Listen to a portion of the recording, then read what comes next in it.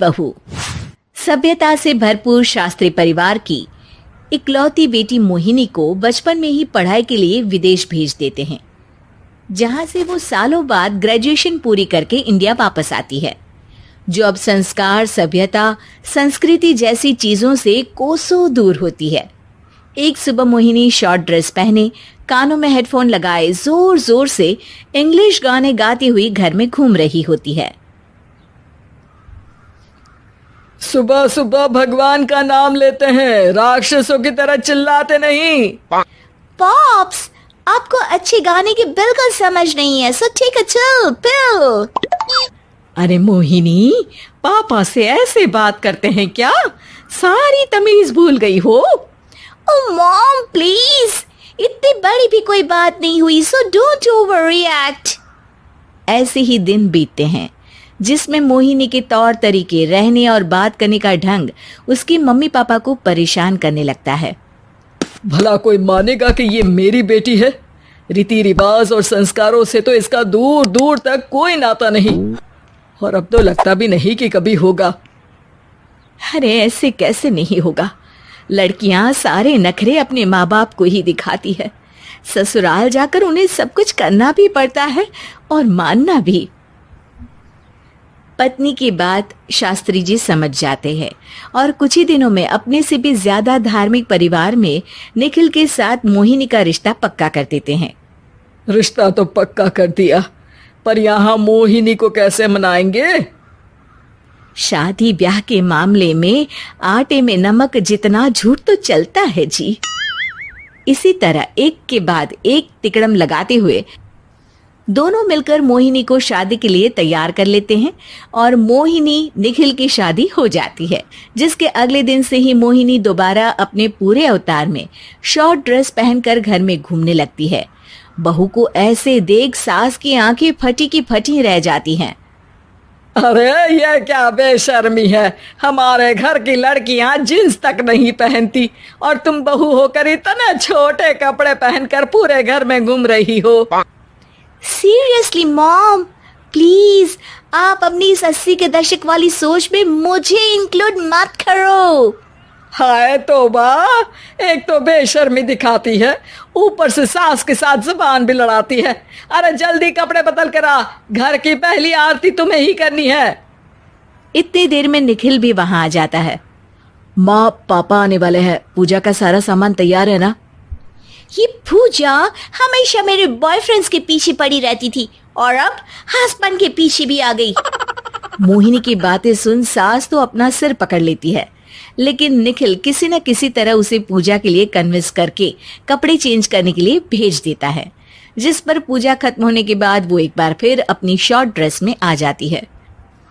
बहू, ये क्या तरीका है? संस्कार नाम की कोई चीज है या नहीं? नहीं ससुर जी, संस्कार मेरा दूसरा बॉयफ्रेंड था, अब तो मेरा उससे कोई कांटेक्ट नहीं है। मोहिनी का जवाब सुन के ससुर तो भगवान नाम जपते वहां से चले जाते हैं, लेकिन सास बहू के बीच कहासुनी फिर शुरू हो जाती है, जिसे इग्नोर करते हुए मोहिनी घर से बाहर चली जाती है और देर रात घर वापस आती है। मोहिनी, मैं जानता हूँ कि तुम विदेश में रही हो और तुम्हें वहीं की आदत है, पर यहाँ चीजें कुछ अलग है। अगर तुम उस हिसाब से कुछ एडजस्ट कर लो तो सबके लिए सही हो जाएगा। I am not in a lecture mood. Good night. अगली सुबह मोहिनी देर से उठकर एक बार फिर उसी तरह सबके सामने आती है, जिस पर उसकी सास कुछ बोले उससे पहले ही मोहिनी की दोस्त मोनिका और रेचल वहां आ जाती हैं। Oh hi darling, how are you? OMG, we missed you so much. I missed you too darling. Ram Ram, इन्होंने तो तुमसे भी छोटे कपड़े पहने हैं। अरे तुम लोगों के अंदर कोई शर्म लिहाज बाकी भी है या सब बेच खाई? मोहिनी, तुम्हारी मेड कुछ ज्यादा नहीं बोलती? इस पर मोहिनी की दोस्त उसकी सास का मजाक बनाने लगती है, जिसे सुन निखिल उन्हें जवाब देते हुए कड़वे शब्द सुना देता है और वो सुन के वो दोनों तो मुंह बनाए वहां से चली जाती है, लेकिन गुस्से से लाल मोहिनी वहीं खड़ी निखिल को घूरती रहती है। घूर क्या रही हो? तुमसे शादी की ये सोचकर कि विदेश में पढ़ी लिखी हो, घर में कोई पॉजिटिव चेंज लाओगी। अपनी करियर के एम्बिशियस एम्बिशियस होगी, पर अपने इस बिहेवियर से उस पढ़ाई के साथ साथ अपने मम्मी पापा के नाम को भी डुबो रही हो। अगर तुम्हें ऐसे ही हाल रखना है तो यहाँ रहने की कोई जरूरत नहीं है। निखिल की बातें सुनकर मोहिनी रोते हुए घर छोड़कर अपनी मम्मी पापा के पास वापस आ जाती है। ससुराल में सब कुछ ठीक तो है? वो अपने आप को समझते क्या है? मोहिनी पर चिल्ला रहे हैं? मैं क्यों उसके इशारों पर चलूं? मैं अपनी लाइफ अपने तरीके से जीना चाहती हूँ और वो ना आप लोगों को मंजूर था और ना ही उन्हें है। तुम यहाँ नहीं रह सकती। अपने पापा की बात सुन के मोहिनी हैरान रह जाती है। हाँ, तुमने बिल्कुल सही सुना। अगर तुम्हें अपने इस घमंड, बेशर्मी और बदतमीजी में ही जीना है तो तुम यहाँ भी नहीं रह सकती।